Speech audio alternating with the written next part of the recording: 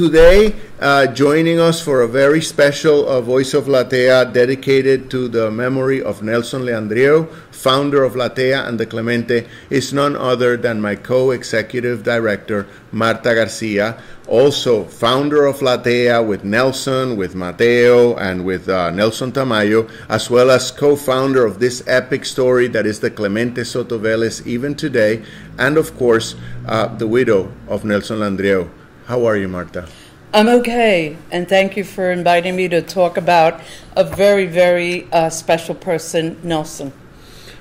We just lost Nelson, the theater community in New York, Nelson's family, and a lot of theater admirers throughout the world, from what I gather that Marta has mentioned. We lost Nelson October 30th of this year, of 2019. Marta, I know it's a very difficult time for you right now.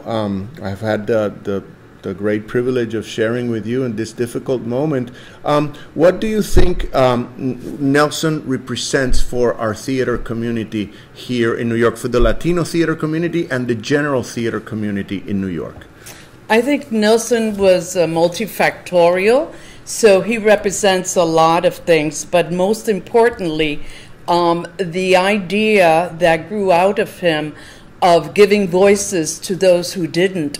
And that included not only stage actors, but producers, writers in particular, and so many others in so many other categories. And also he was a very strong advocate of arts belongs to all the people and not a privileged few, as was said in his bio.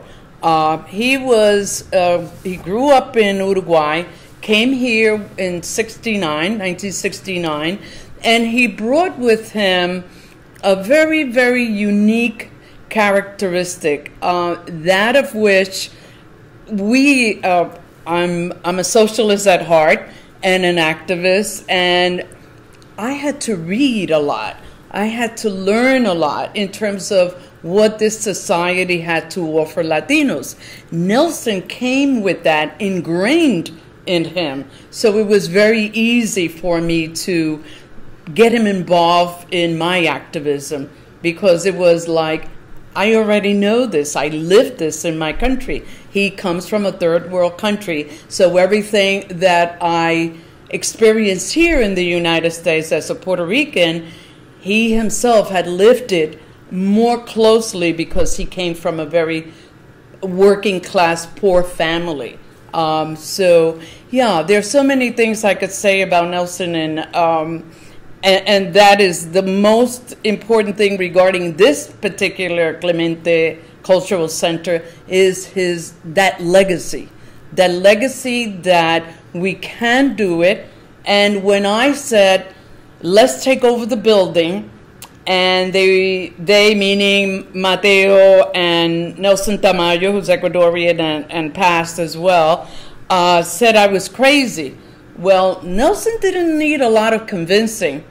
He said I was crazy too, but it only took me a couple of hours to say, this is how we're going to do it. He became also a bit of a strategist, and I was surprised to know how intelligent he was. Why? Because he was so humble, and he was such a quiet spirit that, you would think que era un bobo. He was no bobo. He would come out with one-liners or things that I didn't think about, that I said, Jesus, I've had all of this activism experience, and this guy in 3 or 4 words just gave me the clue of how to proceed. Well, I definitely never thought he was a bobo, but you were his wife and you are his widow, and I certainly got the idea of a very genteel, elegant, and extremely wise man. A wise man in the best sense of the word. And I want to just circle back for a minute, because, like you say, he was so many things to so many of us. And additionally, it often happens with engaged artists, and Nelson was an engaged artist, because not only did he excel in his craft, when he studied, he came to study at the American Academy of Dramatic Arts in 1972, once he left Uruguay in '69. and he polished his craft. And a lot of people really, when they came to the memorial service that we did at Latea, sort of were in tears when they saw the clips we had of him on stage. So it often happens that people get lost because they're symbols of other things besides the art. What about the plays that he did? Can you mention, maybe for those of us that weren't part of that long trajectory, one or two special pieces, perhaps one outside of Latea and one in Latea, that you thought Nelson was right on in his best? I think there's so many, but there's three that stand out in my mind. One of them was what he did at Gala Theater in Washington, D.C., and you saw his friends traveling from Washington over here to pay tribute to their very special artists. One of the things that Nelson had was that when people knew him, knew his acting, or familiar with his acting, he rarely got auditioned. And that is very unique. Yes. That is a lot of jealousy around that, because he didn't audition for the part. So that also goes through for Repertorio Español, as you heard. The statement was he was his best actor. And that's a big title to have in Repertorio with its history. But the one that stands out, as I began to say, and I'm a non-linear thinker, so forgive me, there was the one at Gala. He did, ¿cómo se llama esta obra? Las Casas. Okay. Oh, he played Fray Bartolomé de las Casas. Bartolomé de las Casas. Wow. He went from a very young, and I'm sorry, I got emotional, from a very young Bartolomé de las Casas to a decrepit Bartolomé de las Casas. And I get goosebumps because I remember I'm saying this man was young and now he's a decrepit man who he did that so perfectly well. And the critics raved about it. It wasn't because it was my Nelson, but because he was everybody's Nelson, and he got really incredible ravings about that. The other one was the one he did, Repertorio, that then went also to Gala, that then went also to Costa Rica, which is La Casa de los Espíritus. La Casa de los Espíritus first played in Repertorio, and when it did, Isabel Allende was sitting right in back of me. You don't say. She was the author herself was there. Oh, my God. So when we had the little gathering, I was introduced to her, and she said, I want to congratulate your husband. He is the one person I have seen along these lines where this story has played on stage to have played the part of my grandfather the best.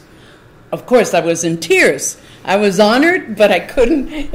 I was embarrassed because I couldn't say anything because I was so moved by her words. The one that he did here, I think mostly I would talk about his direction, because here he did a lot of directing, very few acting. So what was his directorial like when he was directing here at Latea? Because this was the house he built, the theater he built, the theater he shared with so many people.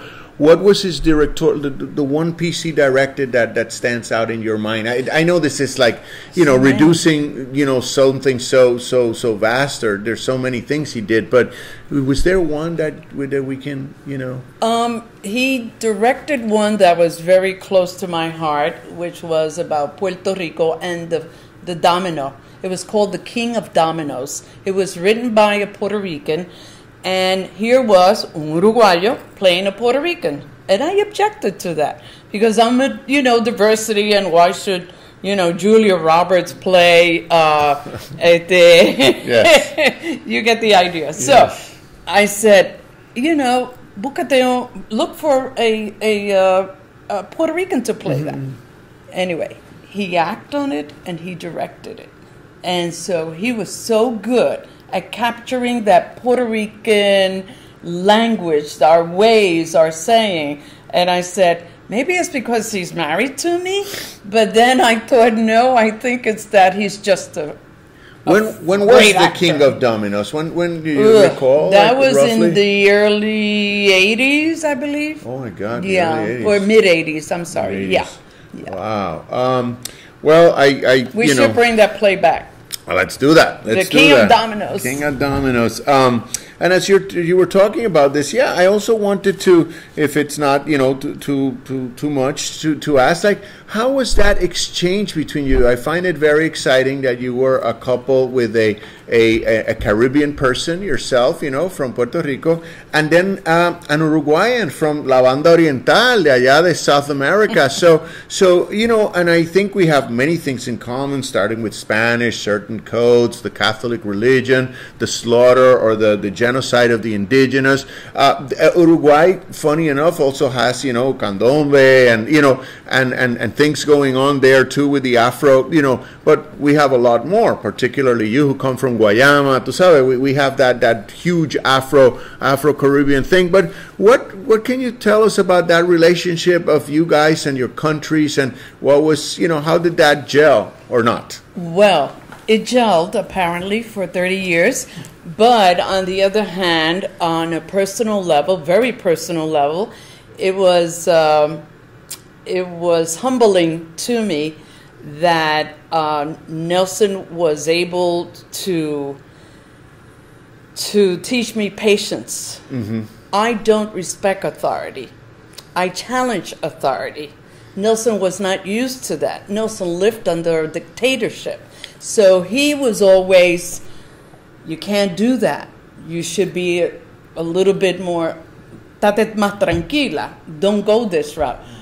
Negotiate, talk, see how you could deal with. Don't whip out the whip all the time. Mm-hmm. No saque el látigo. Deal with, be more subtle, be more. And I was like, just because you came from not here. We challenge authority. We don't do that. We have to challenge authority. So I was surprised nonetheless that I said, I'm going to a demonstration to do this and that. I hope I don't get arrested, but let's see. And he would join me.